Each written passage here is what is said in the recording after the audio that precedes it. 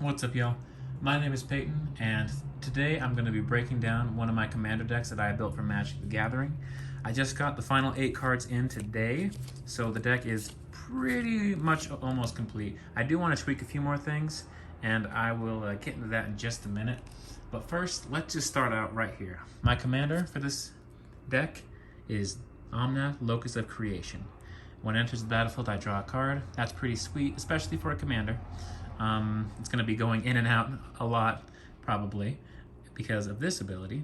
Whenever a land enters the battlefield under my control, the first time, I gain 4 life. The second time, I get a mana of every color in his identity. And the third time, I deal 4 damage to every opponent and every planeswalker my opponents control. That is pretty sweet. And that is also a landfall ability, which just so happens to be the primary focus this deck takes on. It builds up the army using landfall, mostly, but we'll see that in just a second. There are 51 lands in this deck. It is majority land, so you are not going to be missing your land drops in this deck. These creatures right here have abilities that are pretty similar. That's why I have them all in the same stack. These creatures are focused on mainly their power and toughness being equal to the number of lands I control, or close to equal. Some of them get a little better than that. And this card right here especially is pretty sweet because it allows me to look at the top card of my library and I can play that card if it's a land. I can look at the top card of my library at any time and I can play that card if it is a land. So if I'm missing my land drop in my hand, I get to look at the top card of my library and I get a second chance to hit that land drop.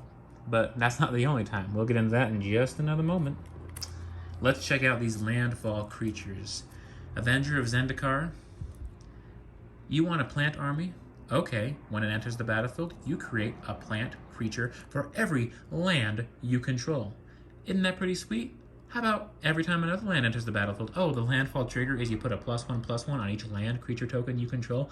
Okay, that's pretty sweet. Omnath, Locus of Rage. Every time a land enters the battlefield under my control, I create a 5/5 elemental green creature token. And whilst Omnath is on the battlefield, if he or any other elementals I control get got, I deal 3 damage to any target. Pretty good way to get people to not be attacking you so much, you know? Pretty good deterrent. Scoot Swarm, or as you can just refer to this guy as oh crap squared, because when this guy enters the battlefield, this guy multiplies like crazy. Whenever a land enters the battlefield under my control, I create a 1/1 green insect creature token. If I control 6 or more lands at the time that this happens, which how won't I create a copy of Scoot Swarm instead. You guys do the math. It's pretty gross.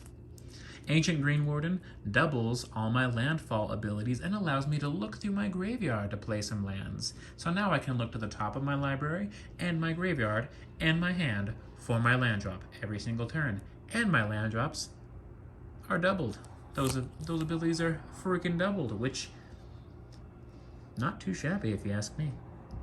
Mirage, Fury of Oakham. This one can end games very quickly.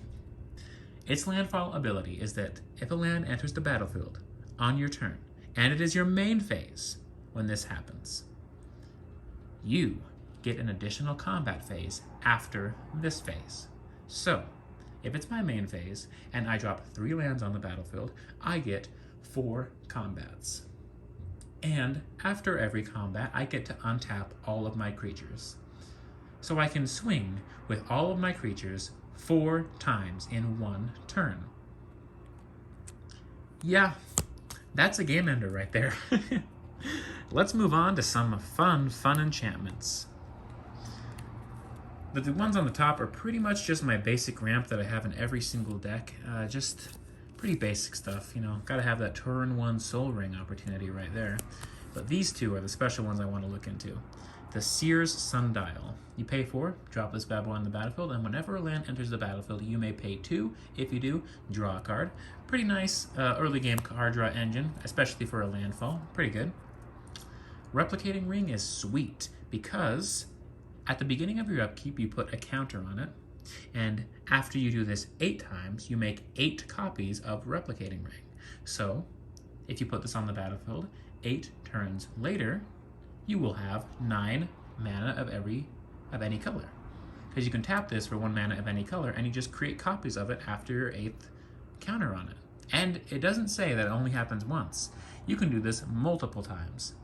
8 more counters on it, boom, 8 more copies. Now you're looking at a total of 19 mana.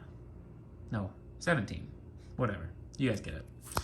And that is about it for the artifacts. Let's move on to some things that are going to help us hit those land drops and hit them hard. We have Azusa, Lost but Seeking. I can play 2 additional lands on each of my turns.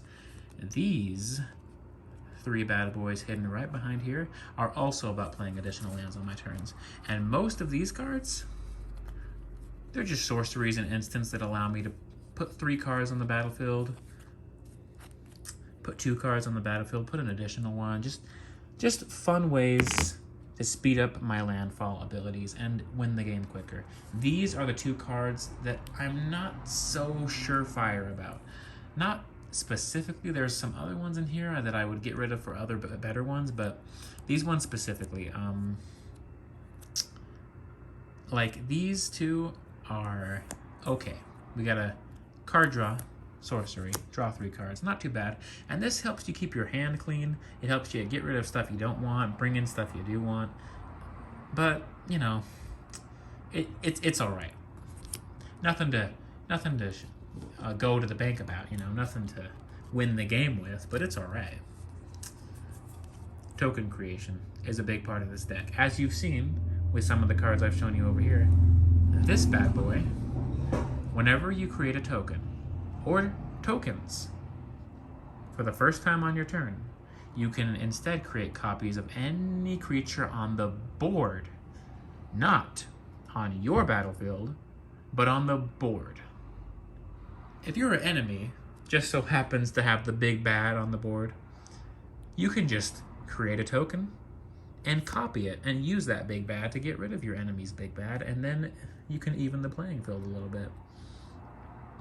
And this bad boy right here doubles your token creation. That's very, very, very good. That's a good pairing with Avenger of Zendikar, because if you remember, Avenger of Zendikar creates a plant token for each land you control. This, plus Avenger of Zendikar, creates 2 plant tokens for each land you control. That is... oh, that's a lot of plants there, guys. That is a whole heaping buttload of plants. So, the pairings here are pretty good. My main thought process while building this deck is just, I wanted a bunch of landfall triggers. I think I did pretty good. Of course, there are always ways to improve, and if anyone out there watching has any recommendations for how I could improve this deck, any cards they recommend me slap in this bad boy, please leave that down in the comments.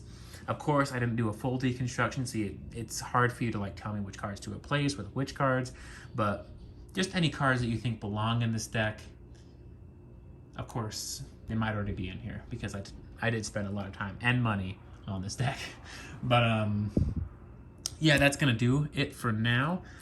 That was my deck of creation, and I hope you liked the video. Peace out.